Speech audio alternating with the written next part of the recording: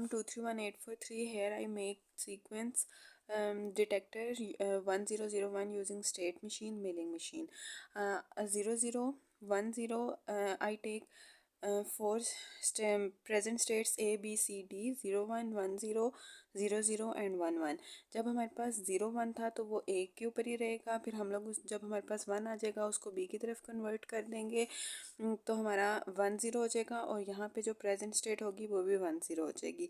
फिर हमें next C के ऊपर कन्वर्ट करेंगे तो 00 रहेगा, D के ऊपर कन्वर्ट करेंगे 00 रहेगा। फिर हमारे पास यहाँ पे आके 11 होगा तो हम उससे दोबारा B के ऊपर ले जाएंगे जहाँ पे हमारे पास 1 प्रेजेंट था।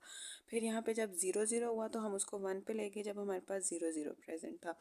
अब इसी को यूज़ करते हुए स्टेट टेबल बनाया, प्रेजेंट स्टेट्स, नेक्स्ट स्टेट्स और आउटपुट। 4 प्रेजेंट स्टेट्स थी A B C D और x0 और x1। देखें x0 कहाँ पे 1 पे था, x0 किधर था A पे था, फिर x0 किस पे था C पे था, फिर x0 D पे A पे। जब जो x1 है वो हमारे पास सिर्फ B में रहा है तो वो हमने B लिख लिया। आउटपुट में सारे 00 रहेंगे, सिर्फ लास्ट नंबर हमारे पास 1 हो जाएगा जब हमारे पास A 0 होगा और B 1 होगा। 01 पे हमारी स्टेट मशीन 1 शो करेगी।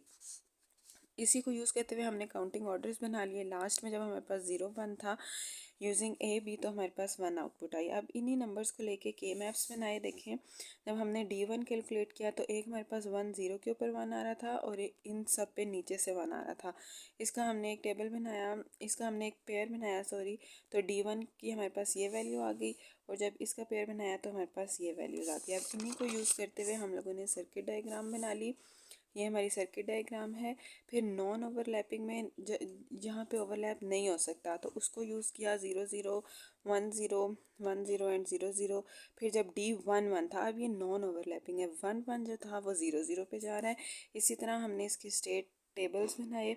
लाइक A देखें 0 B 0। अब यहाँ पे जो 1 था वो दोनों हमारे पास A के ऊपर आए, A 1 था तो हमारी आउटपुट 1 आ गई। अब इसका काउंटिंग ऑर्डर बनाएंगे इसी तरह। ये इसका काउंटिंग ऑर्डर था। काउंटिंग ऑर्डर में भी बिल्कुल लास्ट पे हमारे पास 1 आया आउटपुट में। उसी को यूज़ करते हुए हमने के मैप्स बनाए, 2 यहाँ पे पेयर में, एक यहाँ पे पेयर बना, एक यहाँ पे पेयर बना, और इन पेयर्स को, इन इक्वेशंस को यूज़ करते हुए हमने सर्किट डायग्राम बना ली।